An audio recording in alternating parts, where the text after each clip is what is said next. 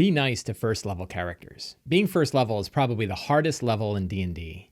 It's the most dangerous time for any character in a D&D game. I don't care if you're 20th level fighting Tiamat, you're not going to have as hard a time as if you're first level fighting a swarm of rats. Many of the Wizards of the Coast adventures give a really hard time to first level characters. They're very deadly. The Death House and Curse of Strahd, the Kenku assassins in Waterdeep Dragon Heist, Sefek Kaltro in Rime of the Frost Maiden, even the before-mentioned swarms of rats in Horde of the Dragon Queen. An interesting thing about Horde of the Dragon Queen is they actually had to go back and modify the adventure to make it a little less deadly at first level. So now if you pick up the Tyranny of Dragons adventure, it actually gets you to second level very quickly so that you have a better chance of surviving the first chapter of that adventure. If you look at it, it makes sense why first level is so deadly. First level characters have about 10 hit points on the average. Because death can occur anytime you take your hit points in negative damage from an attack, it means at first level you're far more likely to take a lethal amount of damage from a single hit than you are at any other level of the game. At second level, you have about an average of 17 hit points. There's no other jump in level that is as meaningful to a character as the jump between first and second level. So I have a few recommendations for how to help out first level characters. One way is to have a benevolent benefactor or a powerful magic item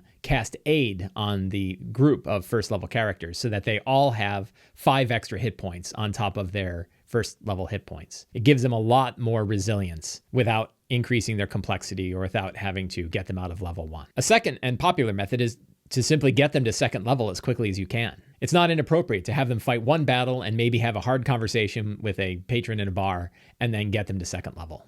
A third way is to pay careful attention to what monsters you're putting up against your characters at first level. I suggest always running fewer monsters than there are characters and making sure that those monsters are challenge rating 1/2 and less. In fact, most of them should be challenge rating 1/4 or less.